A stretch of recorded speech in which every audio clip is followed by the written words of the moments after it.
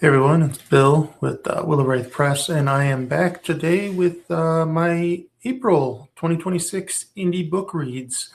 This was an even more potent month than last month was, since I started at the beginning of the month. And, I just went through 2 to 3 books at a time. I was just like alternating back and forth. So whatever struck me, I stuck with for a little bit and tried to get through, each book a day or something like that. But it was an awesome month, a good month with a couple sequels, a couple arcs that I had, and then I finally got to some ones that I've been sitting on for a little bit too long. So, I'm quite happy with that.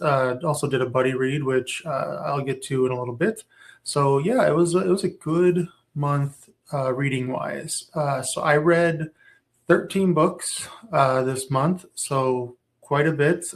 And again, this is reading. I don't do audiobooks, so this is all physical or Kindle, just whenever I can. But yeah, I was quite happy with how the month went. So to start, I did an arc for a good indie friend of mine. Amber Toro has her first fantasy book coming out, romantasy coming out, called Aether and Bone, and this one was a fun one. I'm not. I realized while reading, this book and a few other books that are romantasy, I am more of a fantasy romance reader, and I'm not saying that it's nothing against romantasy, but I prefer more plot over the romance side of things. I want the romance to be, plot one and two, or plot A and B, if you will, with the world building. Now, with Aether and Bone, it is more of on the romantasy side, where it's the plot is more secondary to the romance. It was awesome. It was a great book, and everybody is going to love this book. Amber put something awesome there for everyone that loves that style. The yearning was phenomenal.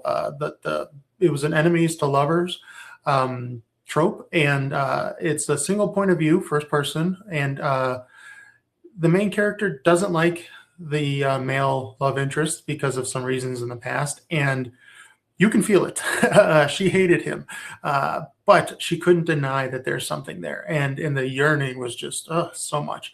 And then it got into, got some spice. There is a number of on page spice scenes.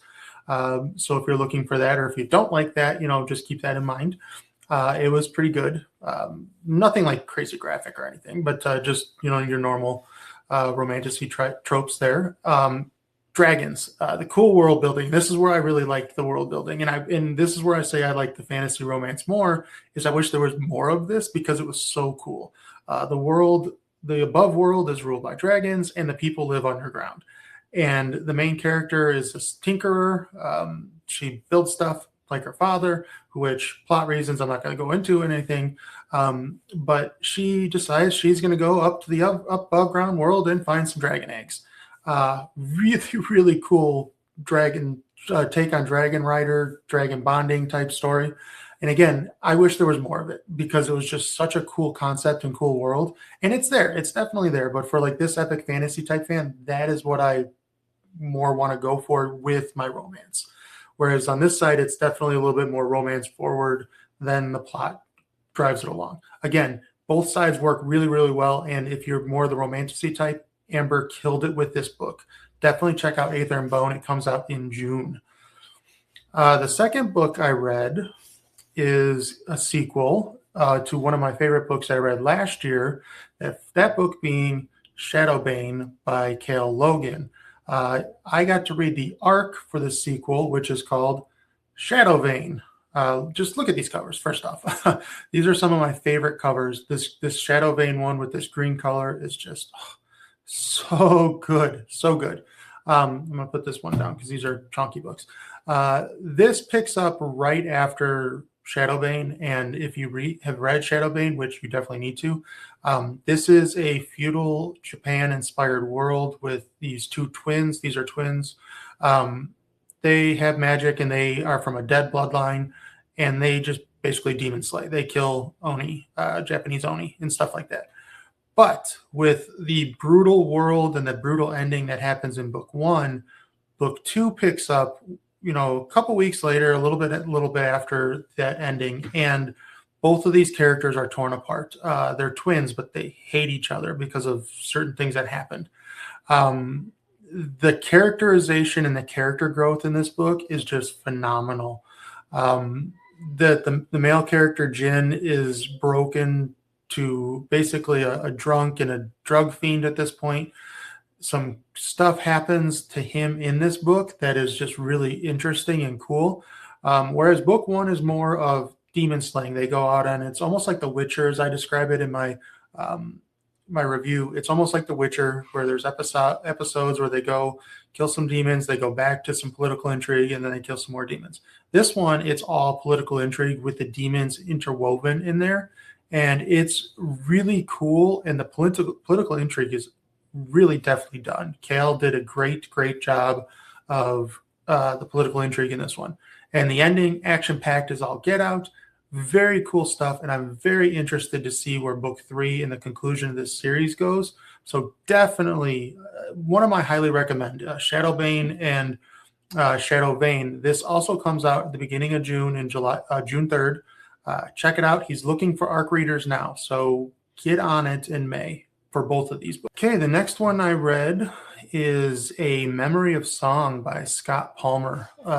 Scott had released this book, around the same time as I released my first book, back in 2024. So I've seen this one around for a while, and I've just kind of been sitting on it. And it's not no fault of his own or anything. It's just the style of story is more epic. And these days I have to be in the mood for more epic. What I will say is that as I read this book, I was pleasantly surprised at how dark this book is. And when I say pleasantly, I mean I was very happily surprised at how dark this was. Because all the reviews are like, and not all the reviews, but you see reviews and descriptions of it. It's like, oh, epic fantasy, a la, Game of Thrones and stuff like that. And while Game of Thrones is definitely dark, you think more epic and more broad scale. And this true of Memory of Song. But there's two main characters, the two main points of view, and they are brutally broken in almost the same exact way, but they are completely different characters. One is a chosen, the reluctant chosen one. He goes through this journey. He's trying to save his beloved. She's very sick, and he's rebelling again, or not really rebelling, but he's like trying to get away from his past with his parents and because he's the son of a king that was murdered and all this stuff. He's trying to get away. Obviously that shit don't work out in these books, and he's pulled back in by a mysterious wizard type sorcerer that's drunk, like absolute drunk. Like it's really kind of funny at some points in the book. And he goes and he gets this awesome sword that's from the cover. You can look at the cover, right here. It's stuck in the ground with some tree roots and all that stuff. It's a massive sword. Like when I was reading it, it reminded me of like the Buster sword from Final Fantasy VII, what Cloud carries. Like I just imagine it because it's just a big dumb sword.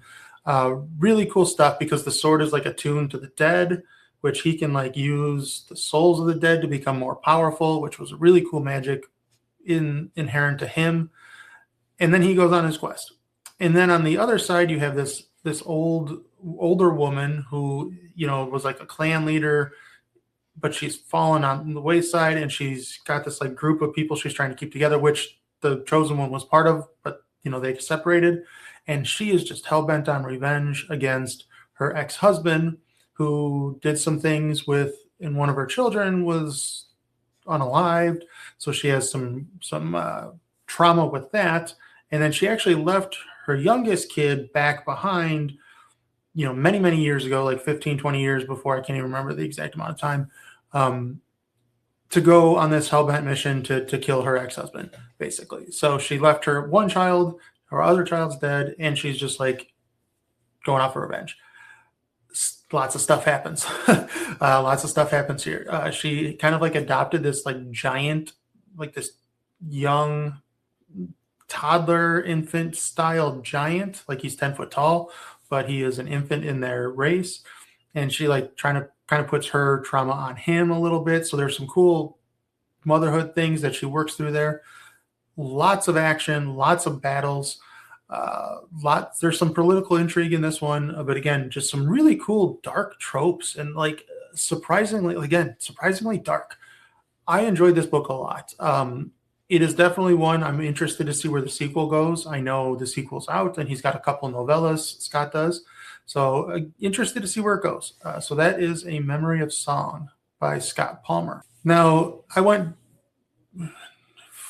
chunky, I went romantasy, I went, kind of epic, dark. I needed something on the lighter side with this one. So I went with Checks, Balances, and Proper Procedure in Monster Hunting by Sean O'Boyle. I laughed my ass off with this book.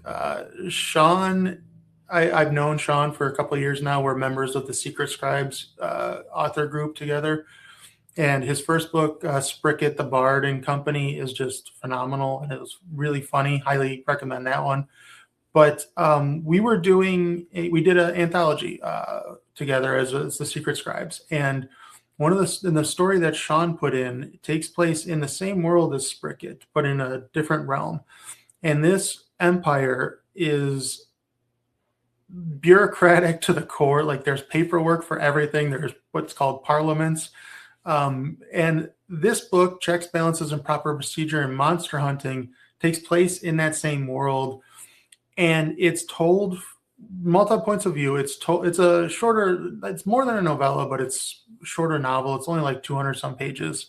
But it's told from the point of view of a clerk hearing the dispute between two different parties about a monster hunt.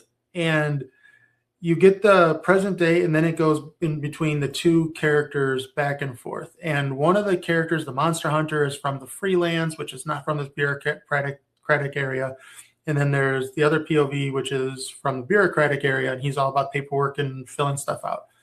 And it's hilarious. Like, if you watch British TV or, like Monty Python skits or something like that, where it's like that dry humor, but it just cracks you up because it's just so ridiculous and absurd.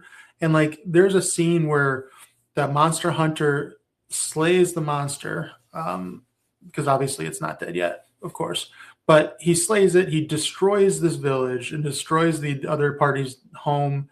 And they're back in the present and they're explaining this, and the amount of fines and paperwork and other forms that they're going to have to fill out just like starts rolling.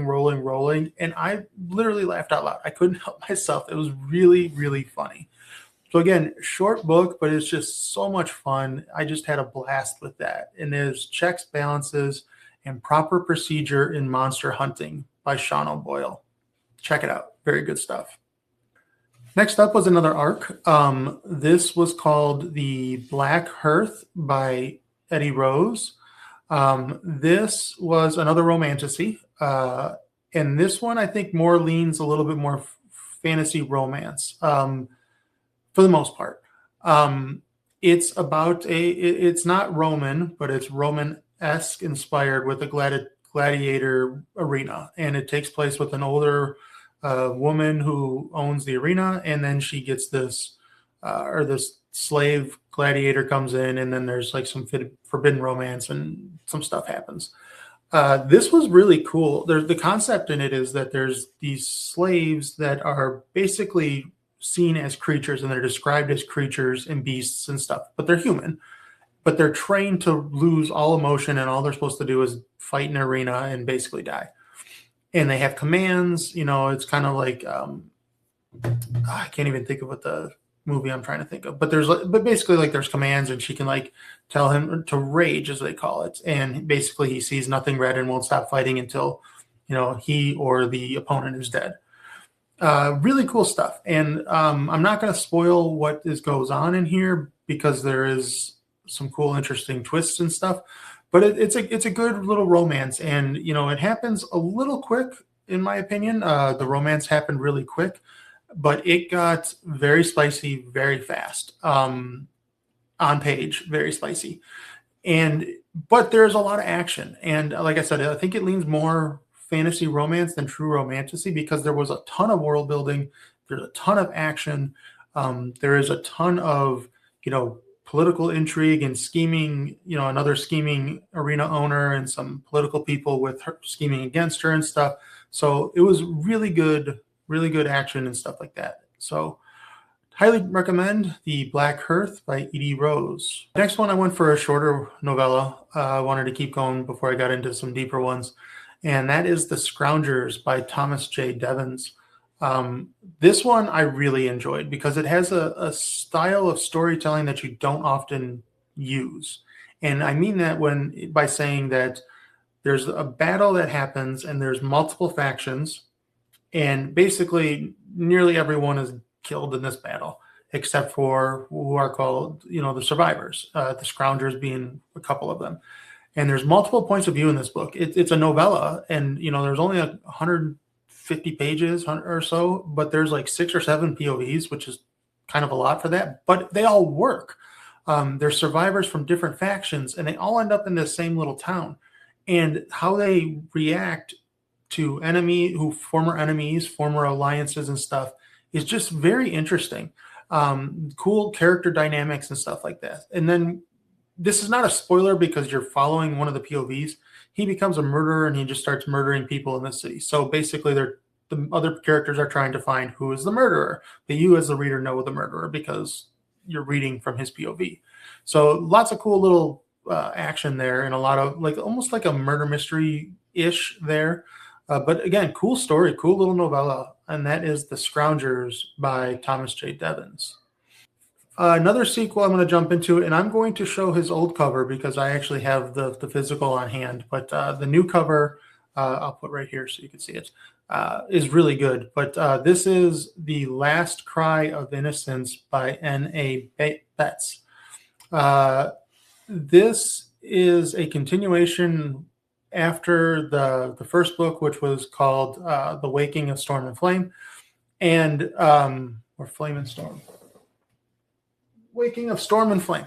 I got it on my shelf back there. But yes, it's interesting because Nick, N.A., decides to do a 2-year time jump between book 1 and 2. And I think that was the smartest decision because in book 1, the main character, Alira, she's very naive. She's like a bookish girl who's never left her homeland, has to deal with becoming a chosen one, essentially, for, the series is called The Fates of Aten, or Aten, I'm not exactly sure, but she's one of the Fates, and basically there's 5 chosen ones, and she's one of the 5. And she's trying to find some more against this invading empire, but it's encroaching. So 2 years happen. Smart move because she is more world wearied. She's jaded. She is battle hardened. She's going through some stuff. Really good character work in this one. Whereas the first book, I felt like, let's put it this way. It starts off as a very classic Noble Bright story. And the POVs, it's very much like Dragonlance or, Dune, where there's omniscient third POV head hopping in there. In this book, the focus is 90-ish% on, maybe 80% on Alira, and then some other characters, including Tiona, that joins the group. But it's mostly Alira, and I think that was a smart decision because it allowed NA to really hone in on her character and what happens. But a lot of stuff happens. There's a lot of action, a lot of battles. Nick is a veteran of, Canadian veteran, and he puts his military experience into this book. So there's a lot of, military feelings, like chain of structure, terminology, that type of stuff. But like battle warfare, he kind of has, it's a little bit more militaristic. But then there's also a lot of battle PTSD feelings in here. So he really does a good job of imbuing Alira with that. And this book ends kind of on a cliffhanger. I'm not going to spoil it, but it's really interesting because there's some demons that are against the Fates that Alira, battles multiple times. But if you've read book 1, you kind of know who one of them is. So it's very interesting stuff. And one thing I will point out is what's really cool is the Fates can actually they have magical implements. Alira has a sword, and then she also has a ring to give to another Fate when she finally meets him. But anyway, she could be taken over by these deities. And that is really cool because like in the middle of the scene, she'll be fighting and she's taken over by a deity and she's not in control of her body anymore. So really interesting stuff. So The Last Cry of Innocence, very good follow-up sequel. The next one is called Vultures by Luke Tarzian. This one is jacked up, man, in the best ways possible. I will say, if you read my review on Goodreads, I don't usually swear in my reviews, but I swore a lot in this one because this is just a head fuck.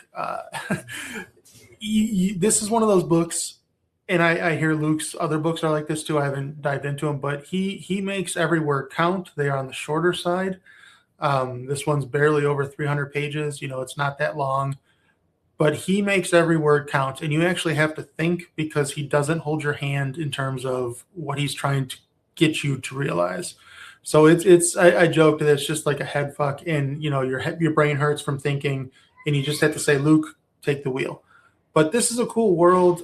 There's demons that need to be slayed, but then there's some factions that can be demon possessed. So one of the main characters is demon possessed. He talks to this demon, gets taken over by this demon, and there's lots of possessions in here, and there's a lot of scenes where he does things, but you don't see it on page. You wake up with the protagonist, a time later, and he doesn't remember, so there's a lot of piecing stuff together. But what he's trying to do, he's a scholar. He's trying to build this weapon that was done in the past with one of these demons, but he thinks he knows better, so you don't really know if he knows better or if he's being tricked into this. So there's a lot of mind chicanery going around. It's an interesting story. It is messed up in all the good ways, but again, Luke just destroys you mentally, and you have to pay attention to it. So this is not one of those, Saturday afternoon, I have a couple minutes to read type stories. This is one where you need to sit down and think. And very cool, dark stuff. But definitely check out Vultures by Luke Tarzian. What I read was I guess you would say it's a science fantasy, more along the lines of space opera, Star Wars-esque type of science fantasy. But it is more science fiction. And it was called The Vermilion Flames by Adam Fernandez, the first book of a series called The Midnight War. This one was interesting. He has multiple planets with some dukes and some rebellion stuff going on. So there's 2 points of view. There is the daughter, of the Duke of Mercury. She gets forced into going to this religious place on Mars. And then there's Mars is falling apart. There's some rebellion going on, and there's this other military leader who is trying to find this infamous, rebellious leader. So there's a lot of cool political intrigue, a lot of political intrigue. There's different factions working in conjunction with all these other groups, but they might be against each other. Very interesting stuff. It was a good book. I will say there were a couple times where there's more time jumps because this takes place over 3 years or so, if I can remember correctly. There's some time jumps that I wish it was just more if it would have just started at the beginning, or where the rebellion and the female main character gets involved, and kind of just did a little bit backstory there instead of show us that backstory. Because this is one of those instances where I think the previous backstory didn't really help as much as the forward momentum of the story, but it ended on a cool note. There's some cool reveals there, some twists that I didn't see coming. So definitely check out The Vermilion Flames by Adam Fernandez.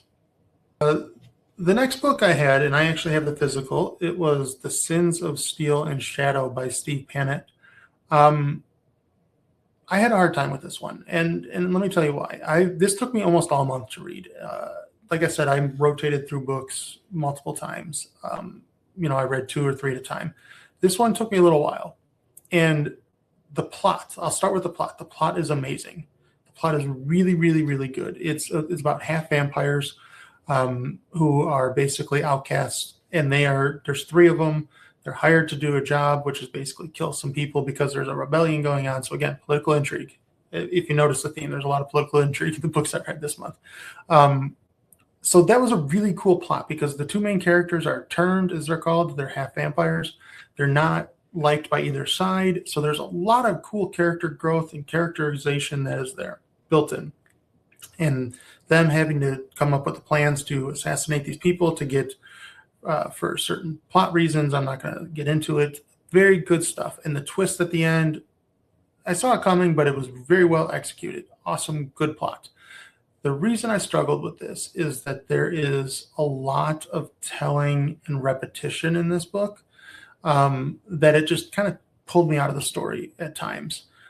For example, there was a scene where a whole chapter dedicated to describing the underground of this city, like, who's in charge and how he got there. It doesn't play into the factor of that next chapter. It doesn't play a factor until 300 pages into the book. And this is, a 600-page book, or 500-some page book. And that took me out. But there's also a lot of repetition where, between the two main points of view, you would have the exact same information given in two separate scenes or even consecutive chapters. Like there's one scene where they are at a brothel trying to assassinate one of these characters. And the FMC goes in and she explains the brothel and all this stuff. The very next chapter from the male point of view or POV character says the exact same information, like almost word for word, just slightly sentences are slightly rearranged.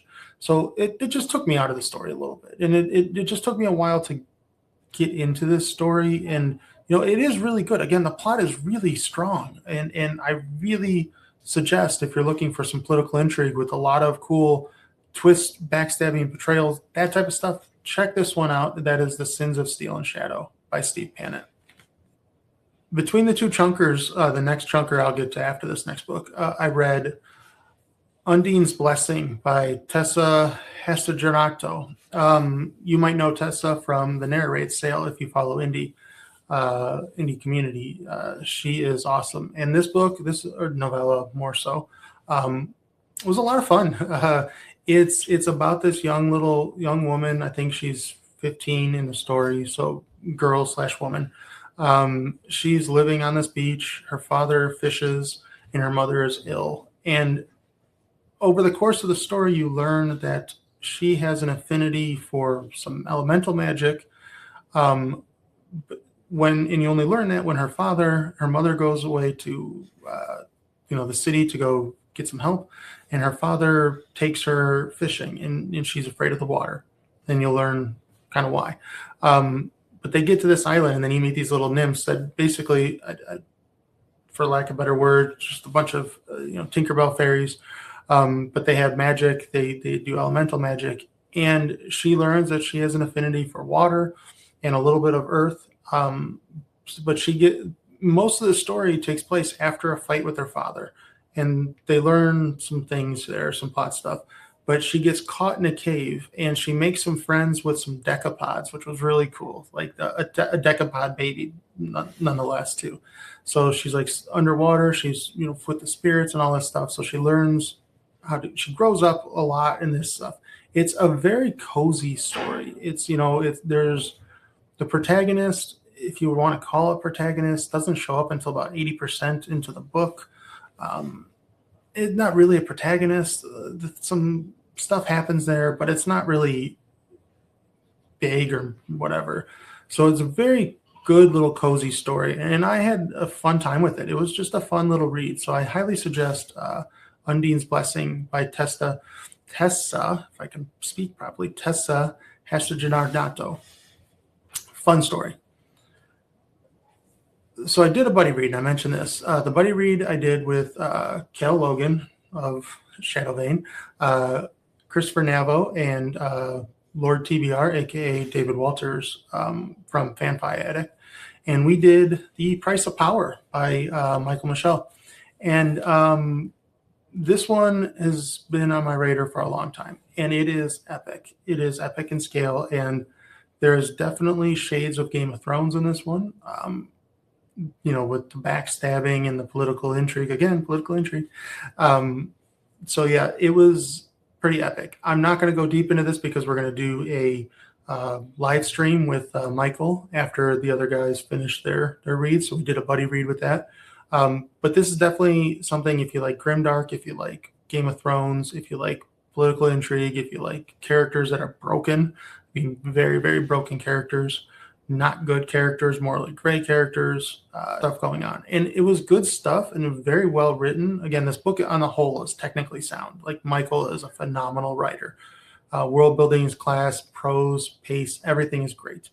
Good stuff there. So that is The Price of Power by Michael Michel. And again, more to come with the buddy read on that one.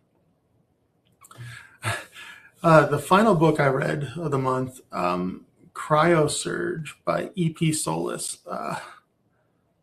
I laugh because I just don't know how to describe this book. Similar to Vultures by Luke Tarzian, this book is just bonkers and in such a good way. And, you know, EP, bravo to the choices you made in this book.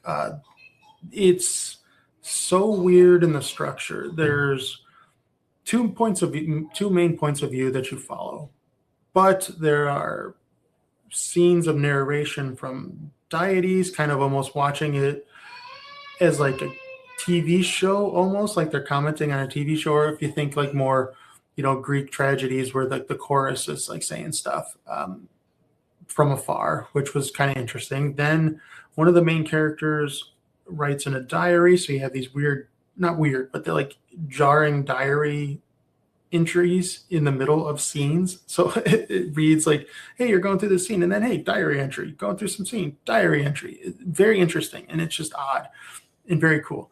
Then you have a random first-person point of view. Then you have an animal, like a bird point of view character from one of the main male character. Then the main female character has a dagger. So you have points of view from the dagger, you know.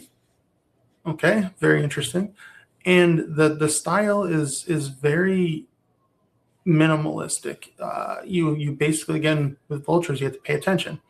The word choices are, you know, intentional. The sentences are one sentence paragraphs. It's very interesting all over the place. The plot is kind of episodic, not all linear, which is interesting. But it all worked. It worked really well. It's just an interesting story and not something you would normally see in books. So I give E.P. Soulless so much credit for this book. It was just a very, very interesting one. And that is Cryosurge from E.P. Soulless. So yeah, that's the 13 books I read this month. I also started a very big chonker that I've been sitting on, but I'll finish it next month and it'll be part of next month's little review video. But yeah, 13 books. I had a good reading month. So yeah, if you need some recs, check out the books that I highlighted here, or just give support to those indie authors. They are all epic people, and we need to give more support to every indie author out there. So again, Bill Adams, thank you for a good month, and I will see you next month with more indie book reads.